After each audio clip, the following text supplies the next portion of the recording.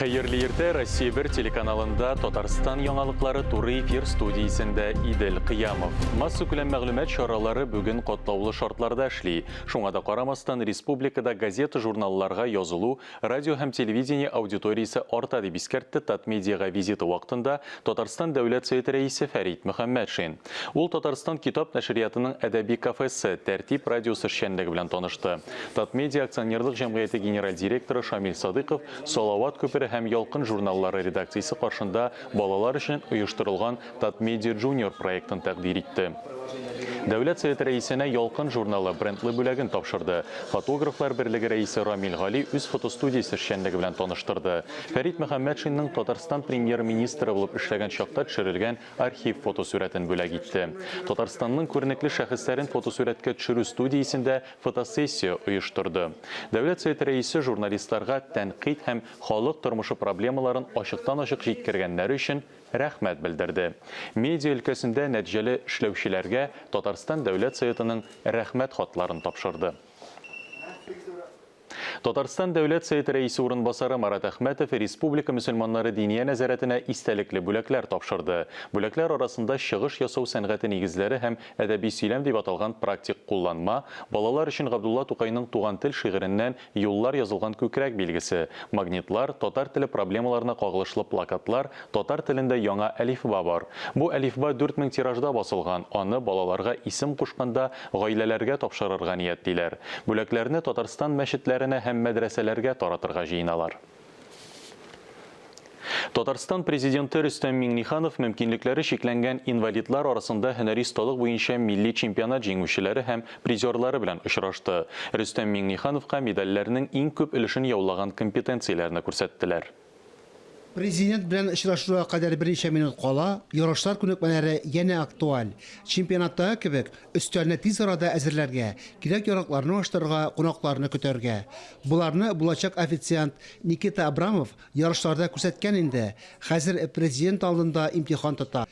Президент белән очрашу бик дулкынландыргыч та, шатлыклы да булды. Ниһаять, мин аны каршы алдым. Осталык чемпионатында да борчыласың. Ресторан хезмәте, җиләк-җимешне нәфис итеп кисү, флористика. Инвалидлар арасында һөнәристлык буенча олимпиадада республика командасы 2нче урынны яулады. 56 медаль яуладылар.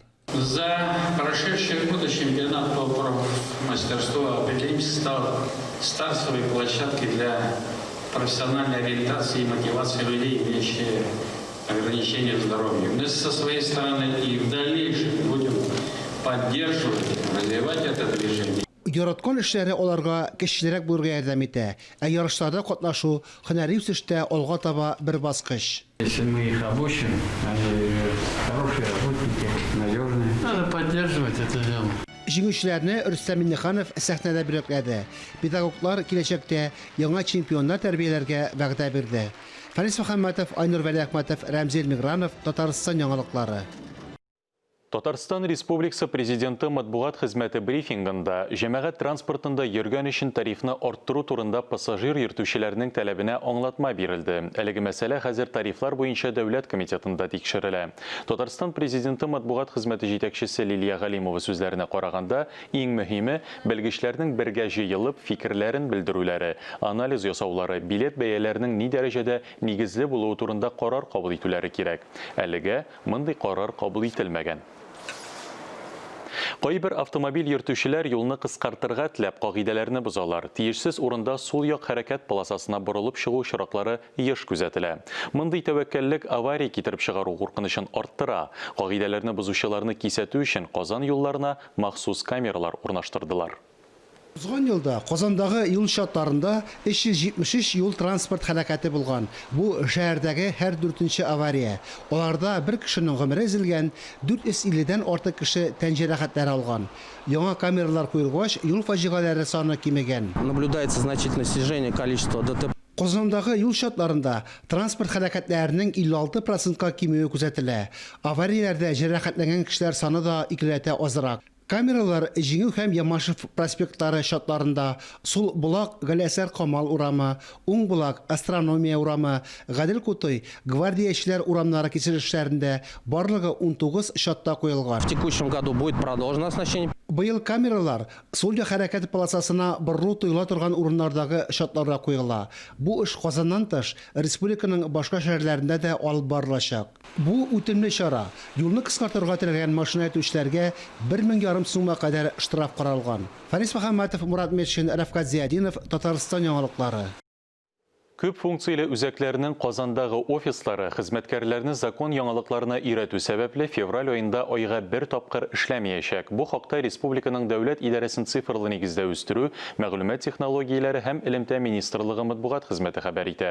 Күп функцияле үзәкләрдә быел 51 төр хезмәт күрсәтү арткан. Күп функцияле үзәкләр аша гражданнарга күрсәтелә торган хезмәтләр регламентындагы үзгәрешләр дә җентекләп өйрәнүне һәм практикада хатасыз куллануны таләп итә. Казандагы 11 офисның һәр кайсы өчен үз методик көне билгеләнгән. Шулай итеп, бер офис эшләмәгән көнне шәһәр халкы күп функцияле үзәкнең эшли торган башка филиалына мөрәҗәгать итә ала. Буа районының Яңа Чәчкап авылында Бөек Ватан сугышында һәлак булган авылдашлары истәлегенә куелган һәйкәлне яңарттылар. Фронттан әйләнеп кайтмаган солдатлар исемлеге тулыланды. Мемориалга сугыштан соң авылны торгызуга зур өлеш кертүчеләрнең исем-фамилияләре дә өстәлде. Яңа Чәчкап авылының ветераннар советы рәисе, ветеран укытучы Рәис абый Нәгыймуллин үзәктәге һәйкәлгә чыкылган исем-фамилияләрне әллә ничә тапкыр укып чыккан. Элеккеге һәйкәлгә 118 сугыш кырында һәлак булган авылдашның исеме кертелгән булган. Хәзер алар 222. Яңа 4 исем-фамилия арасында озак еллар һәлак булу урыны билгесез калган Мустафа Шәрәфетдиновныкы да өстәлде. Ул хәбәрсез югалган булган. Инде авылыбызга аның менә җәсәден табып, аның кайда үлгәнлеген белгертеп, шушындый хәбәр килгәч, аның туганнары билгеле яңадан да аңа Коръәннәр укытып, Коръәннәр багышлап, шулай итеп искә алдык. Яңа исемлеккә сугыштан исән кайтып, авылны торгызуда, аның тормышын алга җибәрүдә зур хезмәт куйган каһарманнарның да исемнәре кертелде. Мемориал һәйкәл Татарстан Республикасы Авыл хуҗалыгы министрлыгы программасы кысаларында гамәлгә кертелде. Аны ачуда авылның өлкәннәре дә яшь буында катнашты. Алсу Сәмигуллина, Гакыл Камалтдинов, Татарстан яңалыклары. Гыйнвар ахырында Милли мультфест балалар кинофестиваленә гаризалар кабул итү тәмамлана. Фестивальгә балалар иҗат иткән анимацион мультфильмнар, кыска метражлы фильмнар һәм компьютер уеннары кабул ителә. Исегезгә төшерәбез, фестивальне уздыру турындагы карар Татарстан президенты каршындагы татар телен саклау һәм үстерү мәсьәләләре комиссиясе утырышында кабул ителгән иде. Кинофестиваль тамашачылар культурасын үстерүгә һәм анимацион, кыска метражлы уен фильмнары һәм компьютер уеннарын җитештерү аша балалар һәм яшүсмерләрнең рухи, интеллектуаль һәм иҗади өлкәсен баетуга ярдәм итүгә юнәлдерелгән. Тулырак мәгълүмат tatarkino.ru сайтында.